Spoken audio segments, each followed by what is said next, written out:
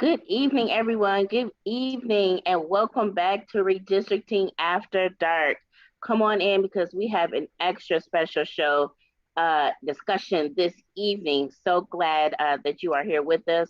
As always, we're going to give you a couple of seconds to get settled in because you're going to want to participate with this discussion this evening. You all know me. I'm Keela Crane, and I have the pleasure of being the National Chair for Redistricting on the National Social Action Commission for Delta Sigma Theta. And we have been doing Redistricting After Dark for the past couple of months. You all were so energized with us last month when we were able to speak with Mr. Nicholas Jones from the U.S. Census Bureau, and we got some great information about the numbers that came out from the Census Bureau and how that will impact redistricting. So come on in and let's see who's with us this evening to talk about redistricting with an all-star lineup. Come on in, let's see who's with us.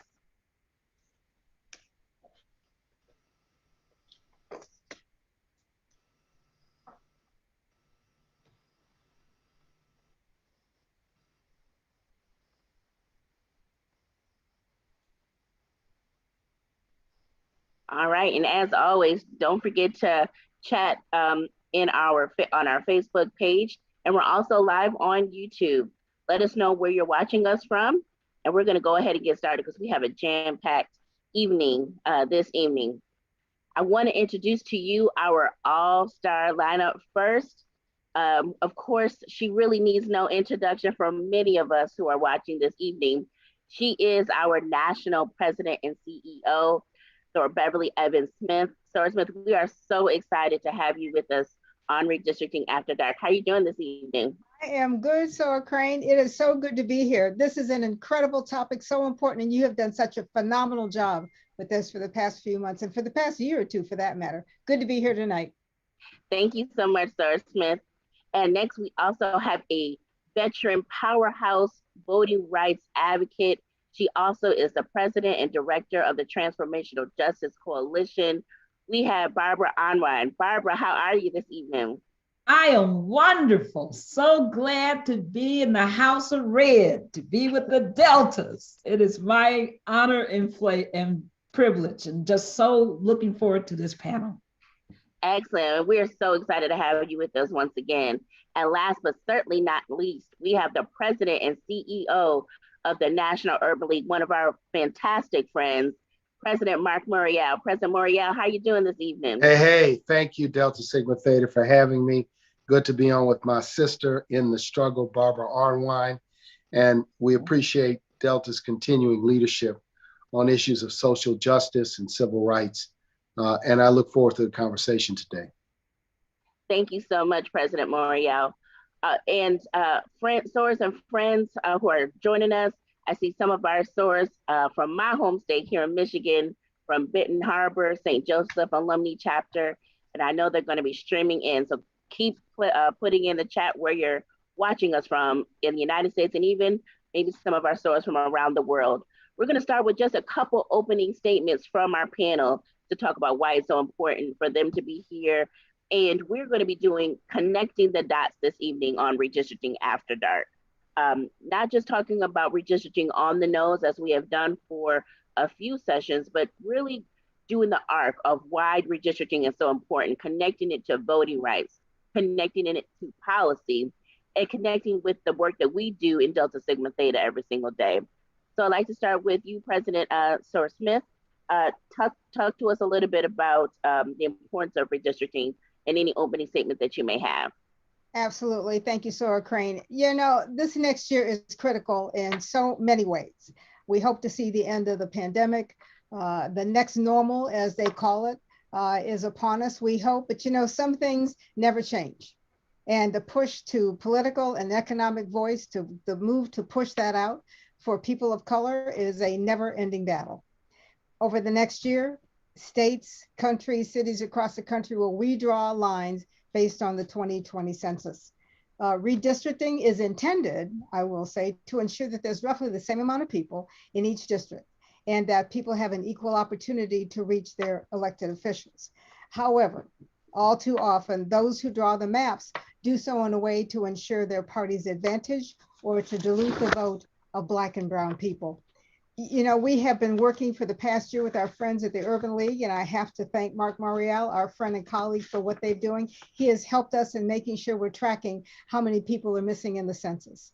Nevertheless, there's a whole lot of work to do with our state legislators, redistricting commissions, counties and cities to redraw the political lines. And I know Delta has done a lot to do that, educating the community, advocating for maps, participating and being at the table, and making sure that they're there when these lines are drawn and they're working with people. They've worked to create newsletters, maps, all kinds of things.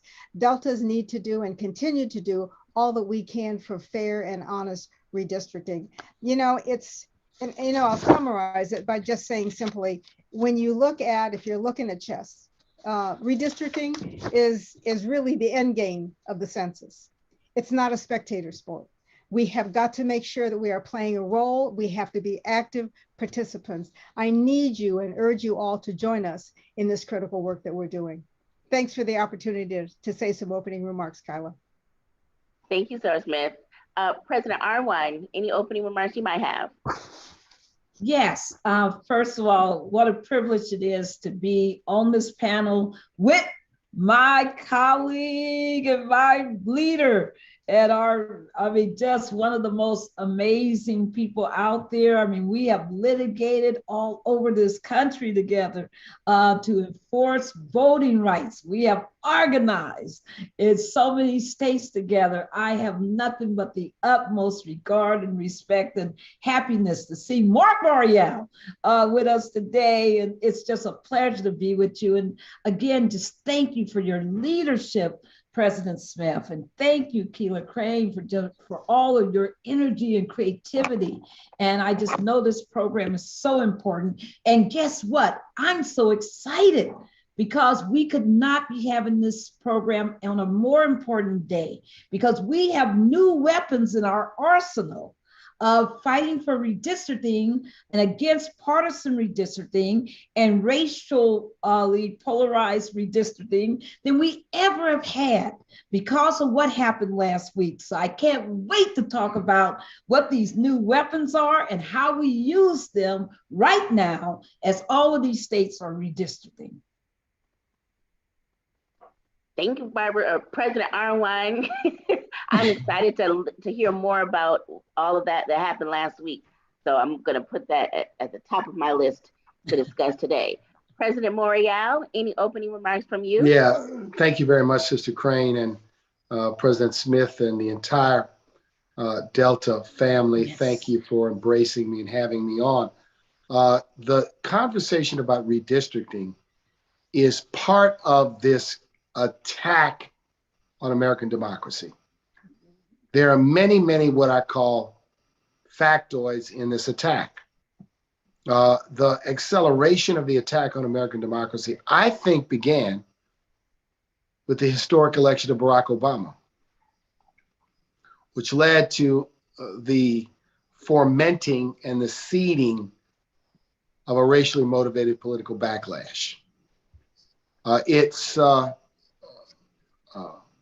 acceleration took place in a significant way in 2013 when the Supreme Court in the Shelby case struck down an important provision of the Voting Rights Act that had been intact, undisturbed, as an effective tool for nearly 50 years. It accelerated after that with the introduction of proposal after proposal after proposal in states to impose voter suppression methods, which had previously been blocked by the Voting Rights Act, to states all across the nation. It got an animation and inspiration from the election of President 45, who sought to normalize and sanction the kind of attacks on democracy that we've witnessed here in the 2021 cycle. It accelerated again on January 6th with the violence that took place at the United States Capitol, where there was an effort to disrupt the peaceful transformation of power, following which there's been a tsunami and an avalanche, some 400 bills in some 40 plus states that are all about voter suppression. The game here has been to impact the districting and redistricting process. It received further energy and animation from President 45's clumsy implementation of the 2020 census, which has led to what I believe will be a significant undercount of Black and brown people, notwithstanding the fact that the country is becoming more diverse. So it's within this, continuum that the fight over redistricting sits, and why we have to understand this battle and this fight around redistricting as part of this effort to protect American democracy. For Black people in this nation, the quest to have a seat at the table began long before 1865. But it achieved a significant step forward in 1865 with the 15th Amendment to the Constitution. But it took 100 years before Congress passed a law to enforce the 15th Amendment. And now, and this will be my last point right now in my open, make no mistake about it, there is a concerted, active, organized effort to undercut our ability to protect the right to vote, our freedom to participate in the political process. And this effort requires the attention of all of us all the time. I say that democracy, voting, and everything about it are the rule of the gumbo. If we don't have it, we can't do anything about educational disparities, economic disparities, health disparities. We can't advance our agenda on any front if we are not at the table. And the way we have to remain at the table is through our participation in the process of electing the officials who make these kinds of decisions. So I look forward to the further discussion, but I wanted to create a little bit of a historical lens. This doesn't sit by itself. It sits in a continuum and a context of many, many important fights that we're having and work that we're doing today all across the nation. I think that was a very important foundational setting, President Morial. Thank you for that. And that's what we're talking about today, is really connecting those dots of redistricting. So we're not just talking about redistricting head on, but the arc of redistricting and how it connects to not only policy, but power. And we need to make sure that we were clear about it. So that was important. Thank you very much, President Morial. And you said that is the rule of the gumbo. Nobody knows gumbo like a New Orleans native. So thank you for that as well, President Morial. I want to stay with you because I think it's also important, not only for your role as president and CEO of the National Urban League, but let's just forget you're also a former mayor of the city of New Orleans. And so as a former mayor, can you talk a little about redistricting from that vantage point? And I'll also talk about it as a former legislator, having served in the Louisiana legislature when we redistricted in 1991 and 2, the Congress, the state legislatures, the Public Service Commission, and we also fought some battles over districting for judicial elections. So here's the thing to understand. Who does redistricting? Well, it's done by the people who sit in those offices. The legislature of a state draws the lines for themselves. Your city council draws the lines for itself. The school board draws the lines for itself. Existing office holders draw the lines. And they're subject to some constitutional requirements. One person, one vote, which means every district needs to roughly have the same number of people and equivalency around registered voters. Some jurisprudential and statutory requirements that require, and this is what's been under attack, that the voting rights of Black people not be diluted. There are many ways to dilute the voting rights of Black people. One is to separate Black people into so many districts that there's no concentrated power. Another way is to pack all Black people into one or two districts, so we only impact one or two districts. And sometimes where there's a Black community that's cohesive, it's to crack it in half, so that our power is diluted. These methods, right, are methods to impact redistricting. So what's important? We got to tune in to what the city council is doing. We got to tune in to what the legislature is doing. We got to tune in to what the school board is doing. In some cases, redistricting happens very quietly, behind the scenes. It's done and finished, and what? We just found out about it. In some cases, it's extremely noisy and contentious because there's a fight. It is clear that in 2010, conservative interests operating under the banner of the Republican Party had a strategy to dilute the votes of Black and brown people, to dilute the votes of urban communities insofar as legislative reapportionment and congressional reapportionment was concerned. And our challenge in this cycle is going to be to stop that so we have fair districting, but we don't have the tool of Section 5 to impact the southern states as we had. And Section 2, another provision of the Voting Rights Act, was weakened by the Supreme Court a few months ago.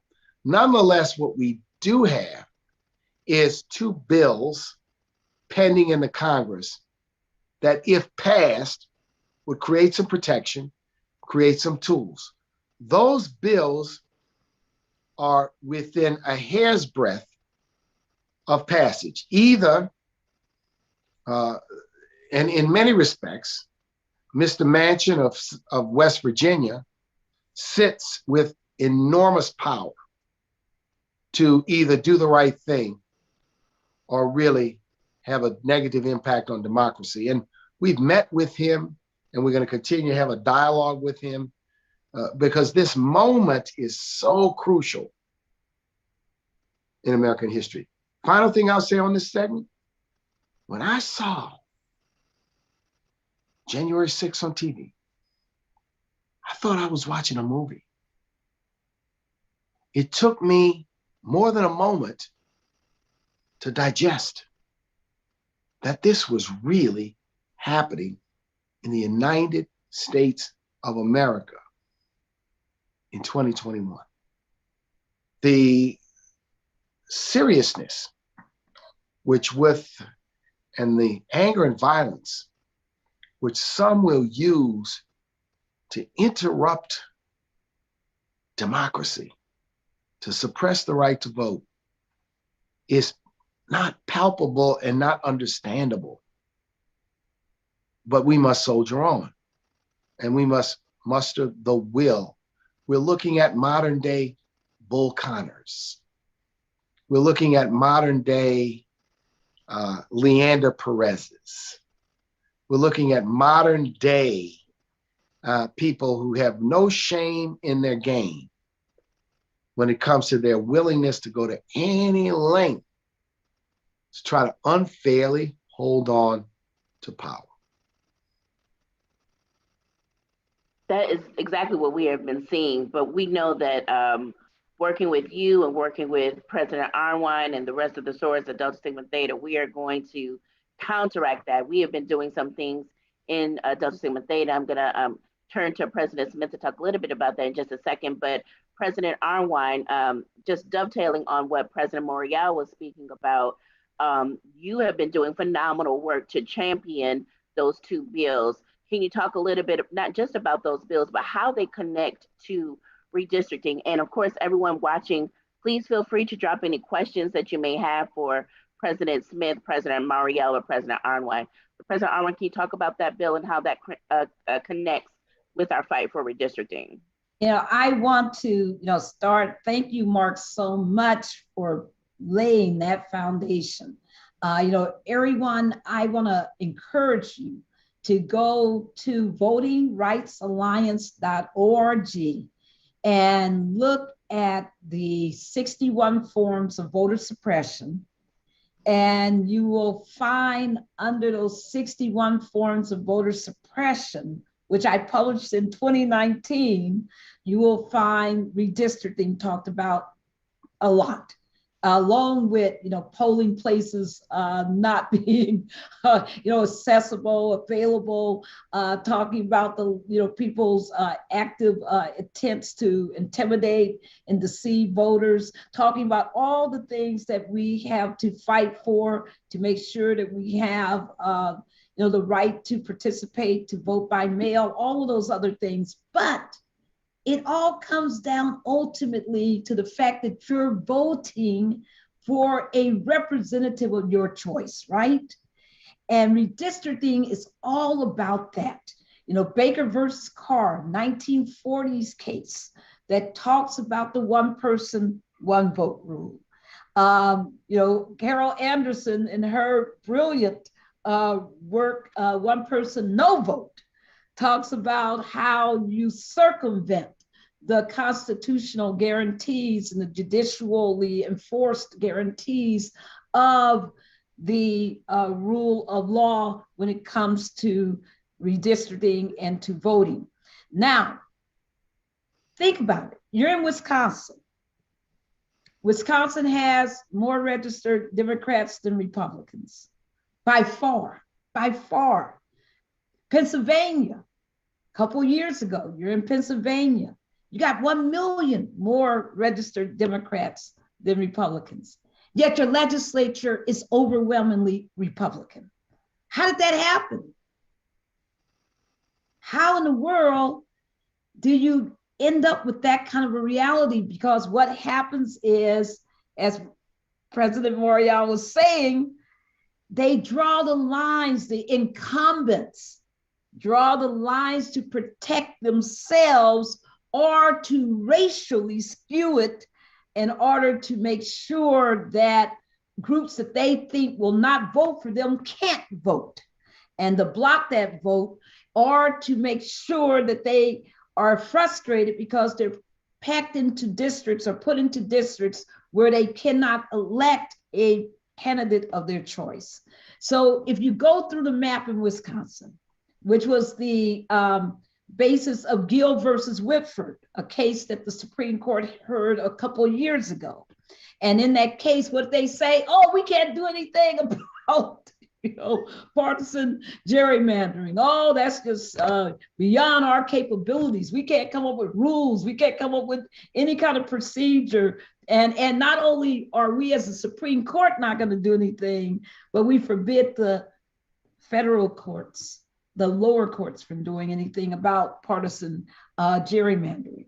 Fortunately, in Pennsylvania, they had a state constitution that the Supreme Court, their state Supreme Court, interpreted and said that this partisan gerrymandering had to stop. So by law, the Supreme Court was saying, if you had partisan gerrymandering, so what? There's nothing you can do with it. And then they came with a case a year later and just reaffirmed the same principle. But they did say one thing that was interesting, and that was that the Congress, if the Congress was unhappy with gerrymandering at the federal level, that the Congress could set its own standards to stop partisan gerrymandering. Interesting, right? The other thing, because when we talk about redistricting, we're talking about congressional redistricting, who is going to represent you in the House of Representatives, and we're talking about state and other, lower level redistricting, local level redistricting is probably the best way to put it. And what people get confused is that, different rules apply to each of those. But what I want to really emphasize is that when I was in Wisconsin, we did a hearing about the effect of the redistricting and all this partisan redistricting. What do you think was the number one finding in the hearing? It discourages people from voting. When they realize that no matter how much they turn out and vote, that their district's gonna always be represented by somebody from a political party that they don't support, or by somebody who's gonna always deny their political agenda. What we saw was frustrated voters who talked about how hard it was to get people to vote. Guess what that translates to? In Milwaukee, the average delta, the difference between white voter turnout and Black voter turnout nationwide is less than 6%, right? And in some states, Black turnout is greater than white turnout. In Wisconsin, in Milwaukee, the Black turnout rate is 30% different than the white rate because of this redistricting, the viciousness of it. Because people feel that no matter how much they want to vote, that they can't get the representatives that they want. So this is important for us to really think about it because it affects everything down the line. Now, what I wanted to say about this new tool, usually when we try to teach redistricting, people's eyes glaze over. Maps, percentages, all of these issues. People are like, oh no, are you kidding me? Do I really have to learn all this stuff? Well, guess what? What I really had not realized until I started reading it is that the Freedom to Vote Act, I knew that it had a whole section that forbid partisan gerrymandering. But what I didn't realize is that it's a guidepost that when you look at it, it really lays out the very procedures that people can use to challenge redistricting plans while they're being drawn.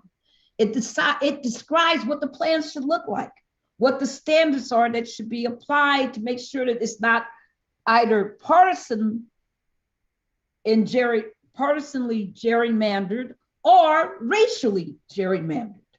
It lays out real good instructions for courts about how they can look at these maps and evaluate them, where the deviations are. It is so amazing when you go through it. It's 30 pages.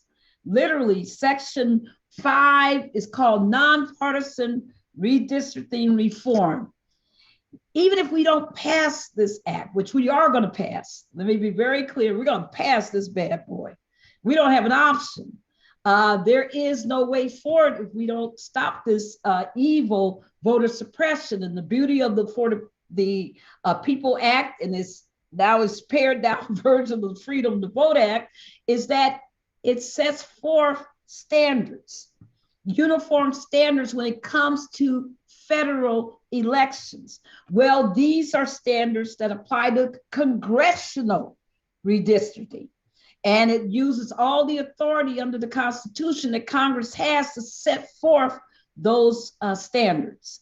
And the standards that are here in these 30 pages that go roughly from page 372 of the Act to 401 of the Act, it sets forth all the measures by which you can argue for transparency, that you could argue about how the maps should be drawn. where you can argue commonality of interests, cohesive, cohesion between different communities, what that should look like, what should prevail when you're looking at different competing interests. Oh, it's really good.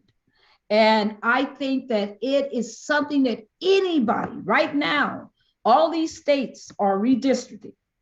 A lot of them have already started their procedures. Many will not for quite a while. But if you're in Texas, North Carolina, come on now, Georgia. If you're in West Virginia, we started their procedure today in Manchin's his state. If you're in Maryland, if you're in Ohio, your redistricting is moving right now, real fast, on a fast track.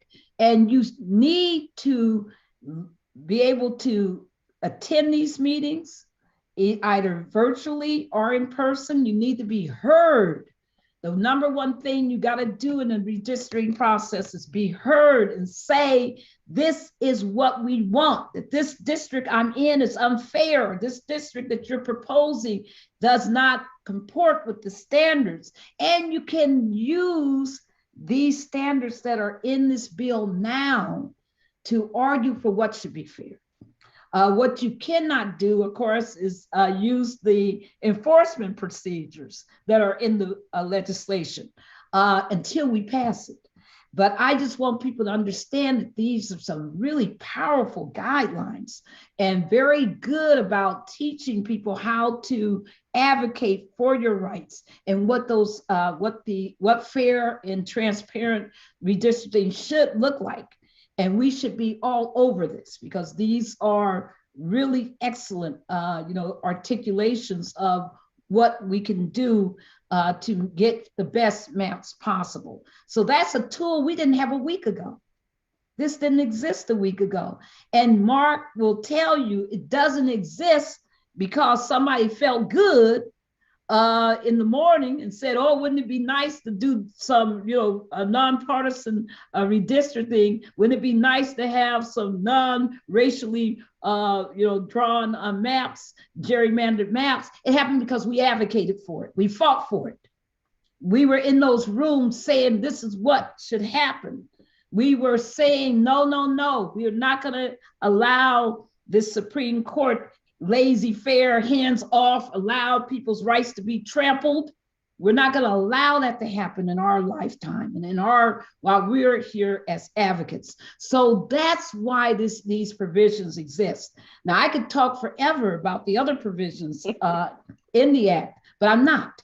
I just wanted to give some really good feel for, once again, a new tool we can use in our arsenal. And I think that that's helpful. We did have a quick question, President Arnwine. Votingrights.org, that's the website that folks should go to. Votingrightsalliance.org. And in fact, we're putting onto that website, we just put on it today, some of the briefing book that has been done on the Freedom to Vote Act by the Brennan Center, but we're also putting up the full text. We're putting up all kinds of information where people can educate themselves about this and how to be best informed and how to best advocate. But also, everybody, we know one thing, if I'm speaking, what am I going to say? I'm going to say you got to have that number, right? 202-224-3121. That's your friend. That's your number that you use every single week. 202-224-3121. That's your congressional switchboard. Every week you should be calling those senators. I don't care if they said that they wrote the act. You should be calling them saying, I need this act passed. 400 ugly pending bills of voter suppression, 31 passed, 19 states denying millions of people their rights to vote. Yes, we need this act passed like yesterday. And we need to be every week calling our senators saying, has it passed yet? We want you to do everything you can to get it passed. Don't say that I'm in support, but sit back on your hands. Don't say that I'm here for you when you're doing nothing to pass this legislation. I want us to be all over this. Not only on this bill, we should be all over the John Lewis Voting Rights Advancement Act that just came over to the Senate. And they are totally different bills. They serve totally different purposes. But I'm going to tell you, you got to have the two. Just like you want a right hand and a left hand, right? You need both. It seems like President Morial wants to jump in, but yes. quickly, I wanted to get President Smith back in just really quickly because I know that we in Delta are advocating on many of those bills. And President Smith, this is something that we do all year long, but we really uplift some of these bills during our Delta days in the nation's capital. So I just wanted to talk about how we connect the dots on things that happen on a daily basis with redistricting as we're pushing forth legislation, and how it's so important that how the lines are drawn impact who's sitting in those seats for those public policies that are created and passed. Oh, absolutely. And thank you for that, Keela. First of all, let me say, don't ever put me after Marc Morial and Barbara Arnwine again. These are two incredible powerhouses. So I'm going like this. Marc gave us an incredible foundational history, which should have made everybody listening really, really mad, okay? Because when he explains how that works and how legislators do that and how self-serving redistricting acts and the actions are, it's just incredible, in terms of which even means more reason that we need to be at those seats at that table, at every table. We have to be able to speak that voice and have the power and the voice to fight the very things that Marc is talking about that's gone on for years. So the education he gave and how mad he should have made you is then impact. Oh. Muted myself. There you go. Then Barbara comes behind us. See, I got so excited, I muted myself. Comes behind him and explains and talks about the significance of the bills and the tools we have in force. We should all know and understand what she's saying. The website that she quoted, that she talked about, the education she's done, and I know she was with some of our chapters recently, and truly appreciate the fact that the chapters know there is a resource out there that gives you that education is critically important, because that anger, that excitement, all coming together is really what motivates us to do the job that we have to do. There are so many dots to connect with this, even with the situation going on with Haiti right now and the immigrants. Who's voting, the districts that they sit in, the laws that happen in those states depend on getting a fair play. Fair play happens by who you vote for and who sits in those seats. Who sits in those seats depends on what's happening with redistricting. Redistricting depends on what we do with the voter laws and the voter suppression laws. There is a clear tie between all of those elements and where we do and what we're going. The notion that power, money, and access are tied to the census means power and money and access are tied to redistricting. What happens in your schools, the information that you receive, the very airways that you use, the internet service, the access that we have in terms of that, all relies and depends on what's happening when people vote on things and who they vote for, and what those people they vote for are willing to put in the places where it needs to be. If you have someone else who's in control of the money, the power, and the access that's in your district, and those people in control by basis of that redistricting are not supporting what you need in your communities, what we need in our communities, then we have failed to do what we need to do to make sure that power in our voice is strong enough to make a difference and a change. So when you look at what happens with the schools, what happens with the grocery stores, what happens with the hospitals, all of those things really are tied to money that goes in. When you look at the voices that are heard, the things that change, that's tied to the power that individuals have. When you look at the access that we need to make sure we are a strong people whose needs are met, all of those things, and our ability to have access, our ability to be stronger people based on the things that our community provides for us, are all tied to redistricting. The lines, the dots are all drawn together. When I mentioned that the end game of the census really is redistricting, because what happens with that redistricting really is ultimate in terms of what happened in that game we're playing when we did or did not fill out those forms, which is why we push so hard to make sure we are counted. If we are not counted, I think we said when we were dealing with the census issues, we don't count.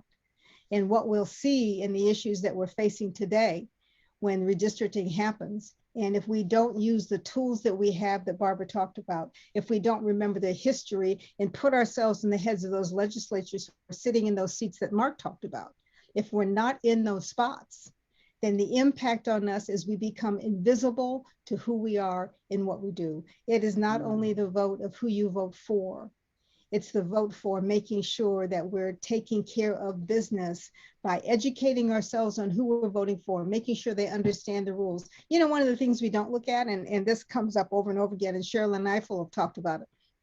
We don't look at backgrounds of judges, of those who are in the courts. We're not paying attention to that. Look at the changes we've had and the issues that we've had, and the cases we've lost, and the ground we've lost, just because of the judges that are in their seats. When we have to pay attention to every legislative session that happens, every judge we put in there, all the judiciary that we put in there, because all of that is tied together by those dots as well. You know, the education we're getting tonight from these two political scholars is critical. What we do and what Delta does is takes that education that we have and finds ways to strategically make a difference by making sure we understand what's behind the moves that are happening. Strategy is what Delta does. The education and implementing strategy using what Barbara's telling us and what Marc is telling us, and trying to figure out what do we do to make sure we're in the right spots to make a difference strategically so that our communities can be empowered, is the role that we play in this game. Thank you very much. That was powerful in its own right, President Smith. You fit right in. Why, thank you, my dear. There's been a couple of questions in the chat about on Facebook, and hello to everyone from across the country that has been watching this phenomenal conversation about redistricting on Facebook Live. The question about how often does this happen? Redistricting happens every 10 years, but we have to be careful because in some states they try to redistrict within the decade. And so we need to always be paying attention about the bills that are happening on the state level. There are constitutional provisions that they need to meet around redistricting. They call them traditional redistricting factors that they look at continuity. If they're connected together, you can't have a district that starts here, then it's split, and then it goes off into another place. Some of them look at incumbency, which is what President Morial and President Arnwine was talking about, that people try to draw lines that are safe for incumbents. They have other factors that they're looking at with redistricting, such as geographics. Does it keep a county all in one? Are they splitting cities up? That sort of thing. Your state constitution may have specific factors that that the map drawers have to abide by as they are drawing those lines. In my home state of Michigan, we instituted a new constitutional provision, and so it lays out exactly what our map drawers have to do. And we actually have an independent citizens redistricting commission, one of very few states, but something that is growing in popularity across the country, where we are taking the power out of the hands of legislators like President Morial was talking about, and putting it in the hands of ordinary citizens to draw these lines, which is not an easy feat, right? Because we're talking about something that is so very new to so many people, which is redistricting, but putting that power back into the hands of citizens to draw those lines. But I wanted to turn back to President Morial, because it seemed like you were wanting to chime in on what President Anwar was saying, but also wanted to talk about the important work that the Urban League is doing to ensure to not only ensure that we had accurate data from the Census Bureau to do this redistricting work through the lawsuit that you all filed, which we appreciate, but also the work that you're going to be doing to expose what kind of undercount we have, in potentially historic undercount that we have because of what happened last year during the 2020 census taking. Can you talk a little bit about that, Yeah, President thanks for Morial? thanks for the question. So the census, the count is the foundation. The numbers are delivered to each state. The states deliver it to counties and cities as the fundamental basis for the beginning of the redistricting process. In 2020, we knew that with the previous administration in power, that there was a high risk for the census to be politicized. So in 2018, we stood up the Black Census Roundtable. And I believe Delta was one of some 60 plus African American organizations who were part of that roundtable. And we pushed hard on the census to do the right thing, including calling on them after COVID began to pause the count. Then after COVID subsided a tiny bit, to reformulate how they were going to do the count so that it would be safe for enumerators to go out. The administration never hired sufficient enumerators to knock on all the doors necessary to be knocked on. The Census Bureau was trying to do the right thing by extending the deadline for the census. And then the president at the time, President Trump, sent in his political operatives to the Census Bureau, and they sought to stop the census count early. We sued, obviously. We got it extended for about an additional 2 to 3 weeks. And then obviously it was shut down because our victory at the lower court was reversed up above.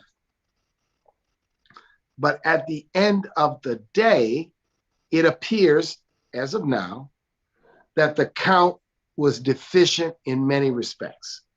Now, Census just announced, or they're about to announce, that their undercount report is going to be delayed maybe into late 2022. That's an injustice because they're trying to shield the extent of the undercount to those that are going to be doing redistricting. An independent group of scholars and others who looked at the census data have concluded that there was a fairly significant undercount of Black, Brown, and Asian people in the United States. And in the next several days, we're going to be looking at their work and talk more about the extent of the undercount. There may not be anything available to reverse the undercount. This is why the census is so important.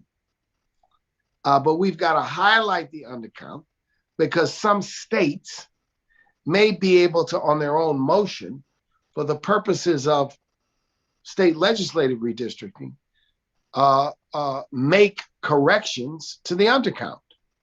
So all options have to be on the table, but in some instances, the adjustments may have to be made by states. This count is important. I had a lot of people saying, why is the census important? It's all about power, political power, economic power. This money that Congress is poised to pass for infrastructure is distributed state by state, county by county, in some respects, based on census money, census count rather. So let's be wise. Delta Sigma Theta, we need your leadership. You are in every state. You're in big cities and small towns and in rural areas. You have a commitment to action and activism We need your voices and your organizing energy around redistricting, around passing these two voting laws that are pending in the Congress, and holding people accountable when it comes to American democracy. We got to hold people accountable. I'm so sorry, President Morial, if I can have all three of your panelists, if I can have just a smidgen more of your time this evening, because I for our folks that are watching, I would hope, can you please just extrapolate out why the undercount, having an undercount is so devastating, not just about the power, not just about the money that would be left on the table for specific communities, but also about the power and the unequalness of specific districts, because if they do have an undercount. Barbara, you want to take a first shot? Well, let's talk about Texas. If you follow me on Twitter at Barb73, you'll see that I put up a video that a group did about a month ago during the lockdown, when all the Texas Black state legislators and others who were against the voter suppression bill had flown to, and they fled to Washington, D.C. as political refugees. And during that video, there's people are interviewing some of the members of the state legislature as they're finally coming back, as they've broken the boycott that was done, and people had already come back. And so it's that first day.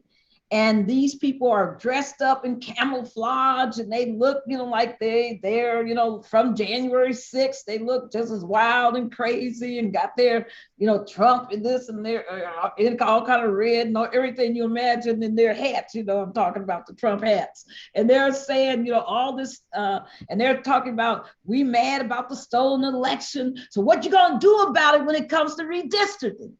And these guys they just fall into the trap, and they start talking about how they're going to make sure that, regardless of numbers, that they're going to make their districts red as possible, and about how they're going to make sure that these districts, and when I say red, I'm talking about GOP, Republican, as possible. And they say it.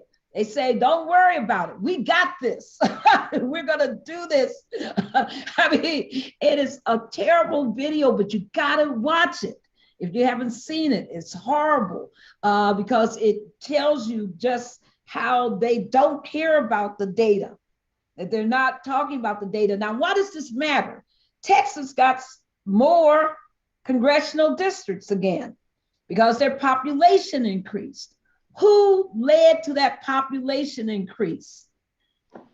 People of color, Latinos, Blacks, and Native Americans. And so logically, when you're talking about increasing the number of districts in Texas, you would think you would be seeing more people of color coming to the Congress, right? At least at the congressional level, and more people of color going to the state legislative level. But what they were saying on this video was very clear. They're going to draw these districts where, even though they've gotten these districts because of the increase of the population of people of color, they're going to draw these districts to keep them in white GOP hands. And that's what we got to understand. That's why, it matters. That's why these numbers are so important. And that's why this redistricting proposal that's in the Freedom to Vote Act is so important, because it talks about how you use those numbers correctly. It talks about, by the way, Keila, the first thing it does is it bans mid-decade redistricting.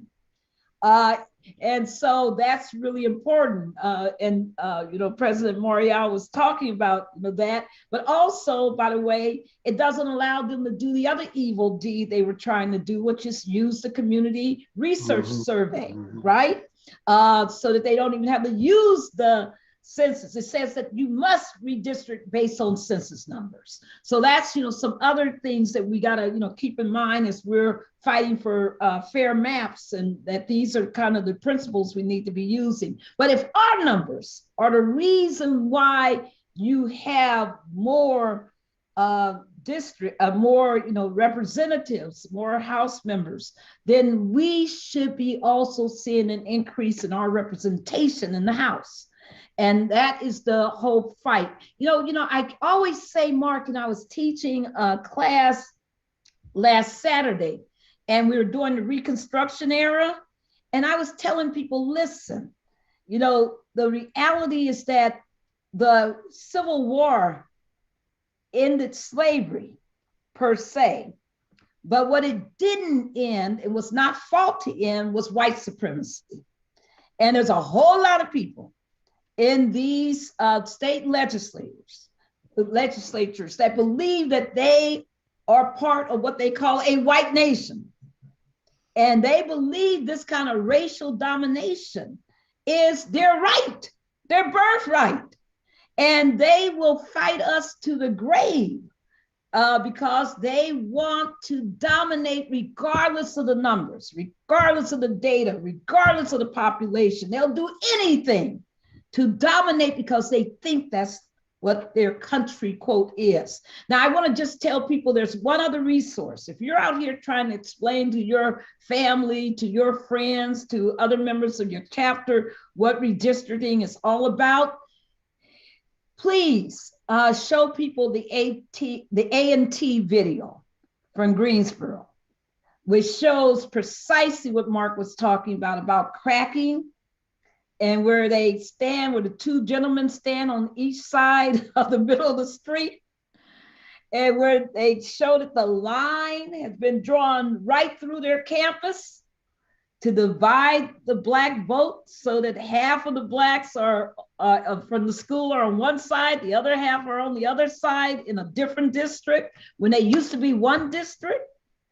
That's all done to deny political power. That's why we are against partisan gerrymandering and racial gerrymandering, two different things. And we got to really be, and it can also appear to be the same. So we got to really be clear about their goal. And all of this voter suppression is all about the fact that they don't want the inevitable, a multiracial democracy. And that's why the census data is so important. Because what did it tell us, Mark? Even with the undercount, it told us that we still had demographic shift.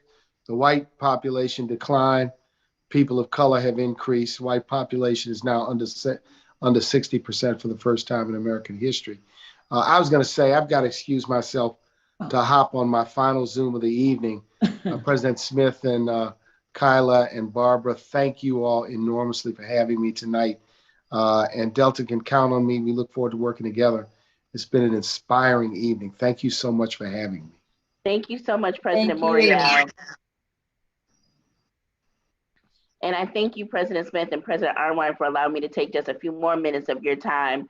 But we would just want to conclude this evening. I wanted to uplift, and hopefully our folks that are still with us, please do research the NAACP's lawsuit from 2018, I believe, when I was there, where we sued the Census Bureau over what we believed was going to be an undercount based upon what happened in 2010. And we saw that there was only a 2.1% undercount in Prince George's County, but that resulted in millions upon millions of dollars lost for Prince George's County, which of course we know is the wealthiest, if not one of the wealthiest, predominantly Black counties in the country. And so that is why an undercount is so critical. Not only does it deprive money and other resources from your city, your county, but it also imbalances out your district. Because if you've missed, say everybody's district is supposed to be 100, but you've missed an additional 100 people in that area, one district could actually have 200 people in it, and the other district has 100. That means that representative that has 200 people in his district has twice as many people that they're accountable to, twice as many people that they need to go and interact with versus that other neighboring district. It's important for us to make sure that every person is counted because, as President Smith said, if you're not counted, you don't count for not only power but also economic resources that we need so desperately in our cities and counties. And so just like in back to school time, when you have to get a refresher about things that you may have learned earlier in the year or the prior year, that is what we did here tonight, is making sure that we level set about why redistricting is so important, connecting the dots about how it interplays not only with who you're electing to Congress or who you're electing to your state house or your city council, but the policies that those persons who are elected to those seats impact. If you're talking about climate change, we have seen the earthquakes and we've seen the devastating hurricanes that have impacted the Gulf Coast. If you're talking about police violence and trying to curb police violence and making sure people are held accountable, those district lines are critical to send people to Congress or send people to your state houses that will put in place policies that will try to hold our police and law enforcement accountable for the actions that they are taking place. Whatever your thing is, if it's education, if it's economics, somebody it will be elected that will impact those type of policies. And redistricting is front and center in that first fight. So I want to say thank you to President Arnwine. Thank you to President Smith. Do you have any concluding comments for this evening that you may want to make? Starting with President Arnwine. Yes, I just wanted to give a big shout out of thanks to the Deltas. Thank you for all the political education you're doing. That program I was on last night for the Raleigh Deltas was amazing. I had already done one a couple months before for the Durham Deltas. And I'm just, overwhelmed by the fact that right now we're organizing for the Virginia elections, and we have sorors from Roanoke, Danville, South Boston, Richmond, Loudoun County, Alexandria, Lynchburg, people out in Hampton Roads. I mean, they're all helping to educate voters and to reach out to voters, to register voters, to make people who are formerly incarcerated aware that they can vote now in Virginia and that they have to get their vote restored, and how to, make sure that they're registered, all of this. And they're helping and working with us and many others to put on votercades, to go out into communities and tell people it's time to early vote, to, do all of these things, that you got until October the 12th to register, that you gotta, get your mail ballot by X date, all of these things. You can vote on Saturdays on these dates. They're doing it. And I'm so proud of them. And I just gotta thank you for your leadership, President Smith, because this is your leadership that they're reflecting. And thank you, Kima Crane, because this is your leadership, also the social action that they're hearing. And I'm just getting accustomed now to all these social action all these different addresses because of all of your great work. Thank you so much. And I know that we're going to pass these bills, and I know that we're going to get, the best redistricting done because of all of you out there who are doing this mighty work. Thank you so much. Thank you so much, President Arnwine. And like I said at the top of our discussion today, I'm humbled and honored to have President Smith with us for one of her last events, at least with us here, before she concludes her phenomenal presidency. Thank you for the support that you have given me as I have been able to lead our work on the census and redistricting. You have been just amazing and so supportive. Our co-chair, Rhonda Briggins, was on earlier today from our Social Action Commission, and thanking you as well. So I just wanted to say, if I don't get a chance to speak to you again before we hit Atlanta, I just wanted to say thank you, Soror Smith, for your support on redistricting and all that we have done with social action. Any final comments that you may have? Well, thank you, Keela. Sora Crane has done a phenomenal job with what we're doing with redistricting, the census.